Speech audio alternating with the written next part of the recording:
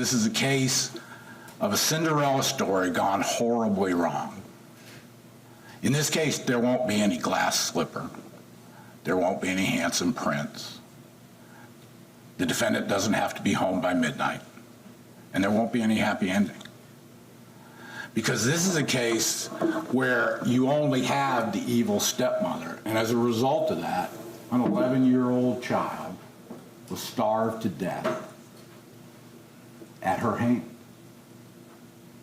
while her own children remained healthy and happy. In 2015, Emani Moss was sentenced to life in prison without the possibility of parole for his involvement in the brutal murder of his daughter, Emani Moss. However, his trial was not the final chapter of this tragic story. On April 25, 2019, Moss took the stand once more, not as the defendant, but as the witness, this time against his wife, Tiffany Moss, who stood accused of starving and ultimately killing Emani in 2013. Emani's death, while horrific, was not an isolated incident. In the years leading up to her death, Emani repeatedly attempted to reach out and expose the unimaginable horrors she endured at home. Despite her attempts to seek help, those pleas largely went unanswered. As the courtroom assembled in 2019, nearly 6 years after Emani's death, the public and those in attendance were finally poised to hear the full extent of her suffering as a trial against Tiffany Moss unfolded. Emani's story began long before her tragic demise. In the early 2000s, her biological mother, struggling with addiction, surrendered her parental rights, and custody of Emani was granted to her father, Eman Moss. At the time, it was hoped that a fresh start would provide Emani with a safer environment. However, this new chapter did not shield her from the abuse that would follow. By 2004, when Emani was only 1 year old, her father had already been convicted of domestic violence. He was found guilty of beating Emani's mother in front of her, resulting in a conviction for battery and second-degree child cruelty. Over the years, baby Emani endured further abuse, not only at the hands of her father, but also from Tiffany Moss, his new wife. Tiffany, a teacher by profession, had met Eman Moss at their church. The two began dating and married in July 2009, later having 2 children together. However, their household was far from the idyllic family unit it appeared to be. In 2010, when Emani was just 6 years old, her fear of returning home after receiving a poor report card led to her to confide in a school counselor. Emani expressed her anxiety about her father and stepmother's reaction to the card, revealing that she was terrified of the violence she faced at home. The counselor, alarmed by Emani's disclosures, examined the child and discovered multiple injuries, bruises and marks on her arms, legs, chest, and back. The school promptly contacted authorities, and Tiffany Moss was arrested. She later admitted to striking Emani for failing to complete her homework and was charged with first-degree child cruelty. During Tiffany's trial, testimony from witnesses shed light on the extent of the abuse, painting a chilling picture of the environment in which Emani had lived. She told me she got in trouble by her stepmom, Tiffany Moss, for not doing her homework the previous night, and she was spanked with a brown leather belt. Did she tell you how many times she'd been struck? Several times. She had bruises and welts all over her body, to include her arms, chest, back, and legs. All right. Did you document those injuries? Yes, I did. All right. Sergeant King, were those photographs taken at your direction? Yes, they were. And are they a true and accurate representation of the injuries that you observed on that child that day? Yes. Sergeant Diane King was convinced that Emani was being subjected to abuse at the hands of her stepmother, Tiffany Moss. Her thorough documentation of the injuries and testimony contributed to Tiffany's conviction on charges of child abuse in 2010. However, instead of prison time, Tiffany Moss was granted 5 years of probation under Georgia's first offender program, a decision that was influenced by the Georgia Division of Family and Children's Services. In the aftermath of Tiffany's arrest and the 2010 trial, Emani was temporarily removed from her dad's custody. She was placed in the care of her grandmother, Robin, where she remained for 6 months. Did Emani go to school while she was there staying with you? Yes, I took her to school every day, picked her up every day. Did she remain at the same school that she had begun the school year out and then finished it out while she was there with you? She did. How was Emani doing in school at that particular time? Well, when she was with me, everything was approving, her grades, her action, and she was just doing awesome, a lot better than she was, because they said she was closed in, and she started having tantrums and screaming. So I don't know what was going on before then, but I know when she came back with me, everything calmed back down in her life. And she stayed there with you then through the spring and the summer. Did she begin her school year still living with you there in 2010? She was with me until school was over, and then after that, she was back with her father. You said so she stayed about 6 months. So the beginning of the 2010 school year then, was she placed back with Eman and the defendant in this case? Yes. With regard to that, did you want, without going into a lot of detail, but did you want Emani to still remain with you and live with you at that time? Yes, I did. I went and fought it for it. And when you say you went and fought it, was that a decision that was made by the Department of Family and Children's Services? Yes, it was. That was it their decision to place Emani back with the defendant, Tiffany Moss, and her dad, Emani Moss? Yes, it was. You indicated you did object to that. Is that right? Correct. Okay. But ultimately, she did not stay living with you. She went back with the defendant and her dad. Yes. After that time in 2010, were you able to see Emani very often? No. Did you make efforts to try to see her from that fall of 2010 until ultimately she died? Yes, I did.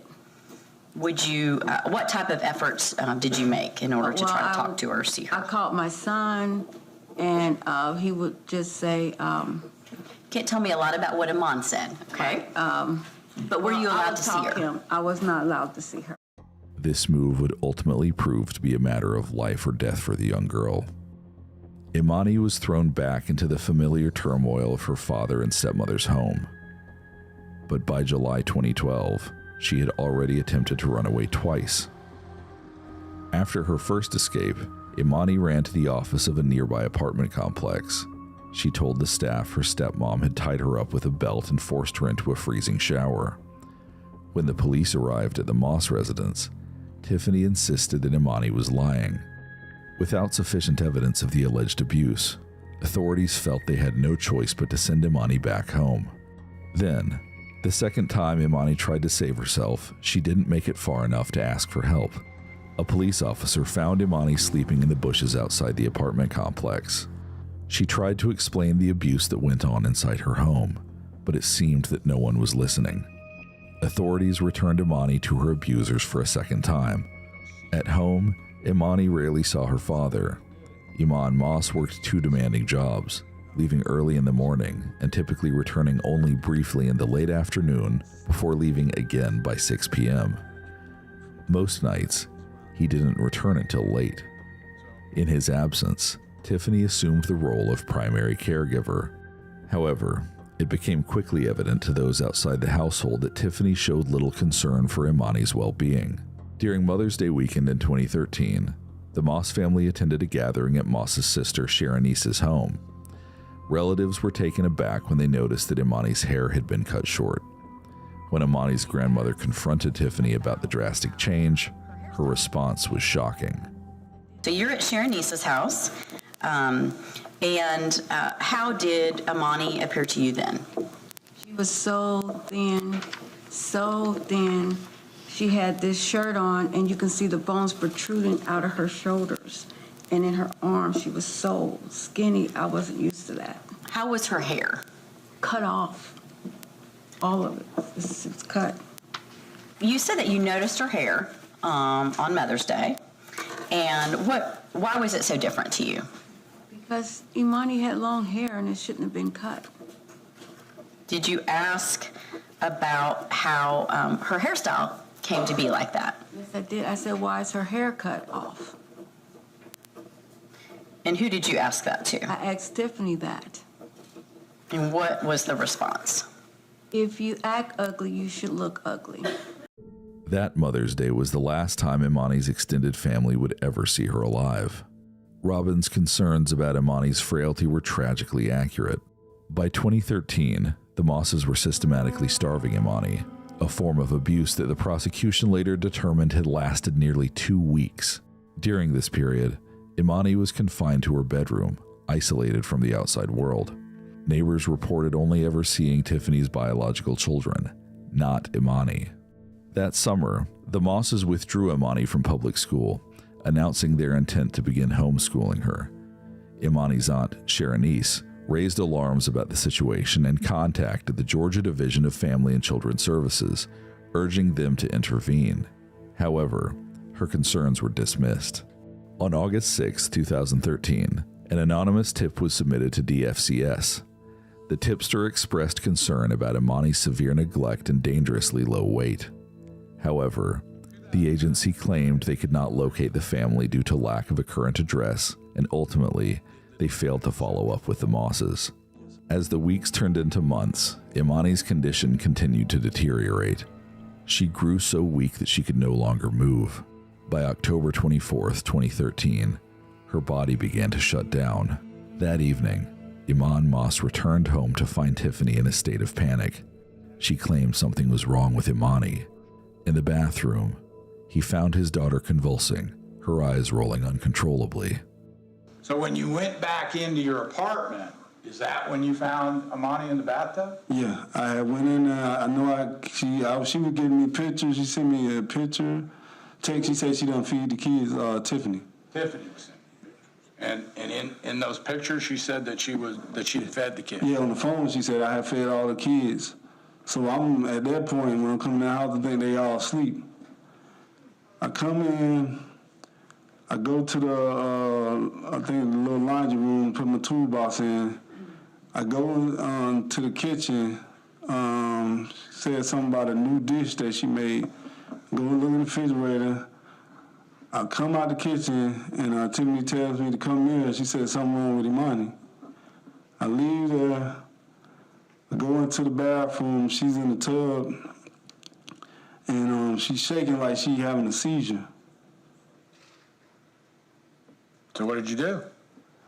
I didn't go with my first mind. I said we need to go take her to 911 or take her to the hospital. Did Tiffany have anything to say about when you said that? Said we can't. Did she explain to you why you couldn't take your daughter to the hospital? She was real, real thin. Yeah, but did Tiffany tell you why you couldn't take your daughter to the hospital? No, she didn't give me why. Moss believed his daughter had experienced a seizure and moved her to the bed. For the next 4 days, she remained there without receiving any medical attention. Moss later claimed that he attempted to feed Emani, but by then, the damage to her body was so extensive that it could not be undone. So, after Tiffany said we can't call the doctor, we can't take her to the hospital, what'd you do with her? Kept her in the room. In which room? In her room. I mean, did you put her on the floor, or where did you put her? On a mattress, and on the floor. Eman, did she ever get up out of that bed? No, she didn't after the seizure thing. No, she didn't. Did you go in and check on her in the days that followed? Yes.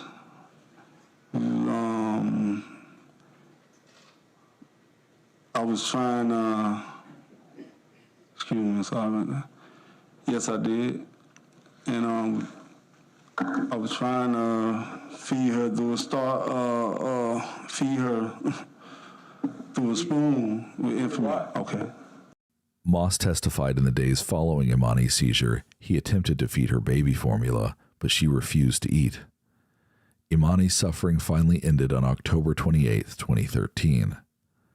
During the trial, Moss recounted the moment he realized his daughter had died. What was Tiffany telling you about what you needed to do at that point? She was saying that we can't call 911, we can't do that. We got to hide the body. Well, why did she tell you that we can't call 911? I mean, you're this child's father.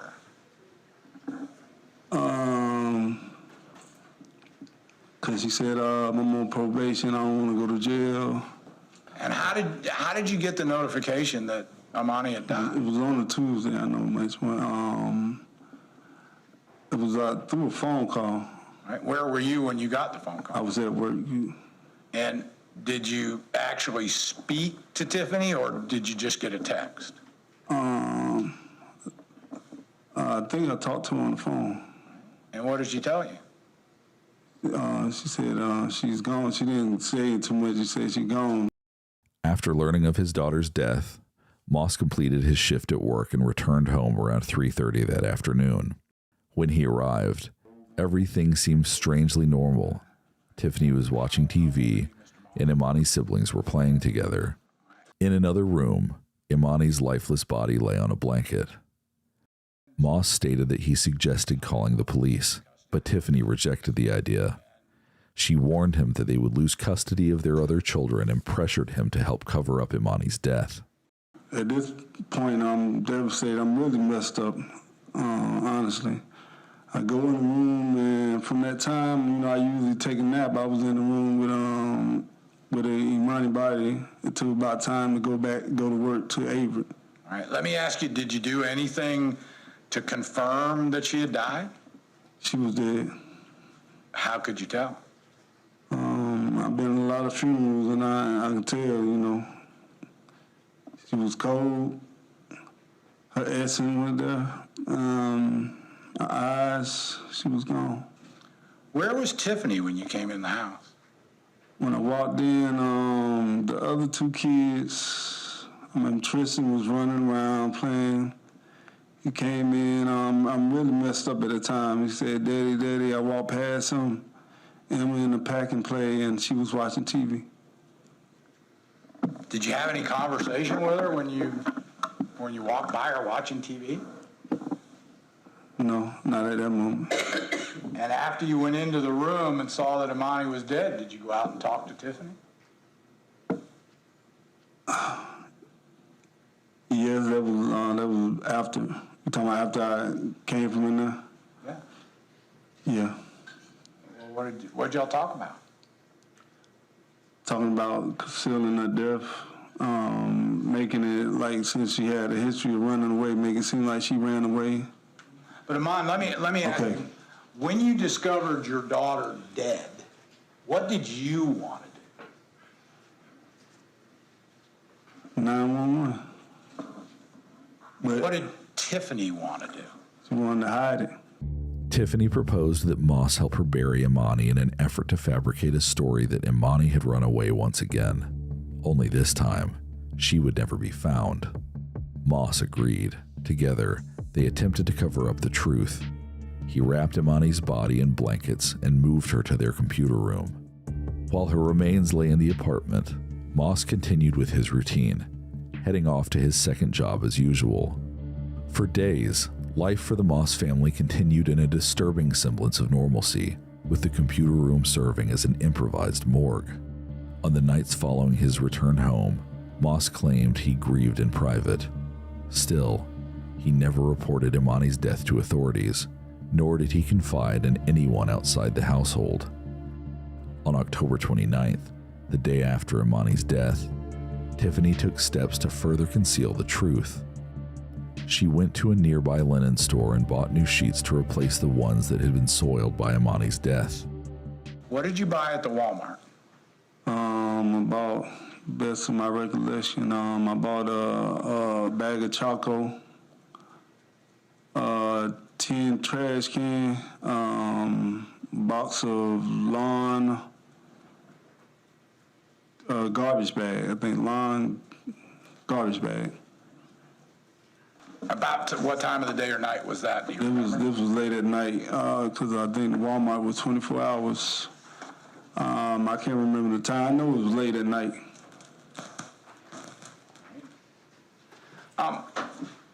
It's late at night, and you're at a Walmart, and you buy a trash can, and you buy a lawn bags, and you buy charcoal briquettes. Yes. Why'd you buy those?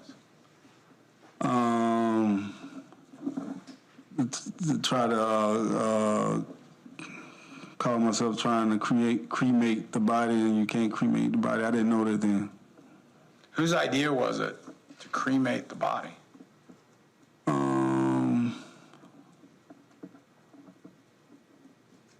I think it was. I think she just wanted to bury the body. And I didn't want to bury the body, so I guess it was my idea to try to cremate. As their children slept, Tiffany and Moss carried out their plan. However, things did not go as smoothly as they had anticipated. When they attempted to place Emani's body into the trash can, they found it didn't fit. Rigor mortis had set in, making her body stiff, something that shouldn't have been surprising, given that Emani had been left in the computer room for days, and rigor mortis typically begins after just a few hours. The couple resorted to using duct tape to compress Emani's limbs. Moss then shoved her body into a garbage bag, placing it into the trash can he had purchased at Walmart, and left it in the back of the trailer to remain there until morning. Did Tiffany help you with that? Yes, she did. Eman, your daughter's been dead for 3 days now. How difficult was it to get her folded up like that? Very, very much difficult. Were there sounds? Kind of like, I guess, like cracking sound. I can't explain. I don't know what to compare it to. What I'm saying. And after you got her duct taped together, what happened then? After that, she helps me, you know, because she's a lot more heavier than she was before. To put her in the lawn bag. Where was the trash can at that point? Trash can was in the vehicle, the trailblazer. And once you got Emani into the trash bag, what did you do then? From that moment, I tied up the bag, the trash bag that she was in, and then I took another bag, and I think Tiffany took the blankets and stuff that she had and put them all in the other stuff. Now, the blankets came from where? The comforter, her comforter bed, her blanket that she was wrapped into. But whose bed was it? That was Emani. Right. Was that bed soiled? Was it? I mean, was there where she had gone to the bathroom in the bed? Yes. What did you do with the mattress? I know Tiffany said she had cleaned the mattress. Right. So you packed one garbage bag with blankets and were there clothes in it? Yes. And so you have two of these trash bags, one of them with your daughter. And what do you do then? From that, then I take the trash bag and then the body, and I put her in the back of the trailblazer. In the early hours of November 1st, Tiffany and Eman loaded their 3 children into the family vehicle, 2 of their living children in the back seat, and the garbage can containing Emani's body in the trunk. They drove in search of a secluded location to dispose of Emani's remains. Once they found a spot, they drenched the garbage can with lighter fluid and set it on fire. However, incinerating a body inside a container proved far more difficult than they had anticipated. Without a steady flow of oxygen, the fire was unable to reduce the body to ash. After just 5 minutes, the Mosses put out the flames and returned home, the body still intact inside the can. So you put the body of your daughter back in the trailblazer, and where did y'all go? I put it back in the car. At this point, it's probably 4 o'clock in the morning. It's about the time I'm about to go to work for the first shift job. So I took it back. She wanted me to bury it. I couldn't do it. So I put it back in the thing. Back in the thing. Back into the car. Okay. Truck, I mean. So she wanted you to bury it right there where you were, and you put it back in the truck. And where did you go from there? From there, I had a body in the thing. I took her back home with the kids. They was in the back sleep. Took her back to the apartment. From there, I'm not sleeping. I didn't sleep all night. It's about 4 o'clock now. I get ready to go to the first shift job. By get ready, what do you mean? I mean, get dressed, get ready to go to the first shift job. I go, right now I'm all over the place, I'm not gonna lie to you. I'm out of it, so I take Emani body that's in the truck and take it with me to work at the first shift job. I mean, so you parked in a parking lot with the body of your daughter in the back of your car? Yes, I did. I was out of it, sir. And when you went to work, did you finish that shift? Yes, I did. During his morning shift, weighed down by fear or perhaps guilt, Eman confided in a friend about what he and Tiffany had done to Emani. The friend strongly urged him to contact the police, but it wasn't until the end of his shift at his second job that Eman finally decided to make the call. Before dialing 911, he returned home and told Tiffany they needed to notify authorities about what happened. Tiffany, however, disagreed. Before I called 911, I went back to the house. Telling Tiffany, I like, man, this ain't right. We got to call 911. And she was like, no. I like, we got to call 911. So what did she do? When you told her you're calling 911, what did she do? She get the kids ready. She get them dressed. She get dressed. She get in the car. I think she got the trash can because the trash can wasn't in the car anymore. And she got in the car and she drove off to her mother's house. At the time, I thought called 911. And you called 911 at that point? Yes. And then the police arrived? Yeah, right. Moss confessed the truth to the dispatcher and claimed he had thoughts of taking his own life too. Meanwhile, Tiffany packed her 2 children into the Trailblazer and fled. Let's move forward to the early morning hours of November 2nd. Did you see Tiffany on those early morning hours? Yes. Okay, and where did you see your daughter, Tiffany Moss? Home. Okay, and how, do you remember what time that was, ma'am? It was quite early because I was asleep. And did she have a key to your house, or did she have to wake you up to get inside to the house? She woke me up to get in the house. And when she got there to the house and woke you up, did she wake you up by knocking on the door, or did she ring the doorbell, or do you remember how that happened? Both. And what did you do? I was ill at the time, so I really didn't hear her. I was groggy. I came downstairs and opened the door. Who did you see standing at the door at that time? Tiffany. What if anything, did the defendant tell you when you opened the door and you saw them standing there?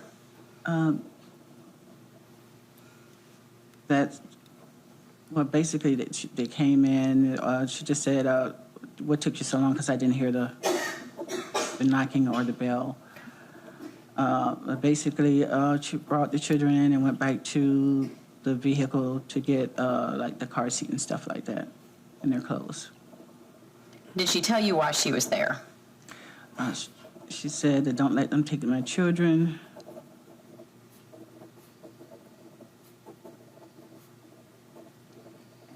That part is a blur because some parts I remember that I don't remember if I heard it then or later.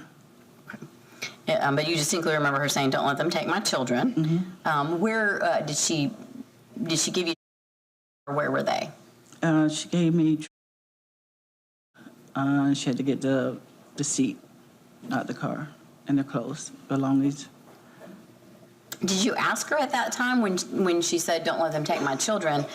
Did you ask her what she was referring to, or who they were, or anything of that nature?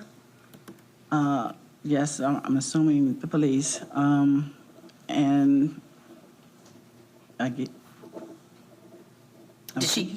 Go ahead. I'm sorry, ma'am. I thought she had said Imani's dead. And based on that, what did you do? This is something I'm remembering afterwards. I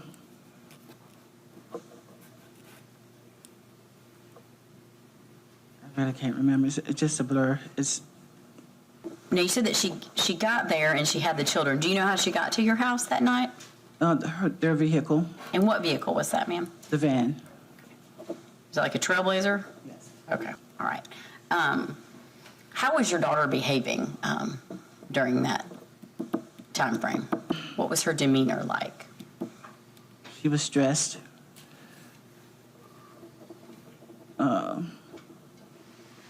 Upset. She was just stressed. She was upset.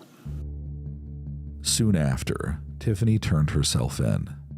Emani Moss eventually gave police a full confession, admitting his involvement in both attempting to destroy Imani's body and covering up her cause of death. In 2015, he pled guilty to felony murder and concealing a death. In exchange for his testimony against Tiffany, Eman avoided the death penalty and was sentenced to life in prison without the possibility of parole. In April 2019, Tiffany chose to represent herself at trial, rejecting a plea deal that could have spared her life. This is a case of a Cinderella story gone horribly wrong. In this case, there won't be any glass slipper. There won't be any handsome prints. The defendant doesn't have to be home by midnight. And there won't be any happy ending. Because this is a case where you only have the evil stepmother. And as a result of that, an 11-year-old child was starved to death at her hand, while her own children remained healthy and happy. This is the jury's verdict in case 18B 1541-1. This is the state of Georgia versus Tiffany Nicole Moss.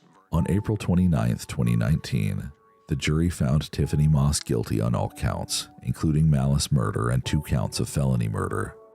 In their closing arguments, the prosecution characterized Tiffany as someone with a dark and unchanging capacity for cruelty and urged the jury to impose the death penalty. After a brief deliberation, the jury returned their verdict. At the sentencing hearing in May, Tiffany Moss was sentenced to death, becoming Georgia's first death row inmate in over 5 years. She is currently held at Arendelle State Prison, where she is the state's only female death row prisoner. If executed, Tiffany would become the 3rd woman to be put to death in Georgia since 1945. The tragic and preventable death of Emani Moss highlights the critical importance of family, community, mandated reporting, and the urgent need for reform within the systems designed to protect vulnerable children.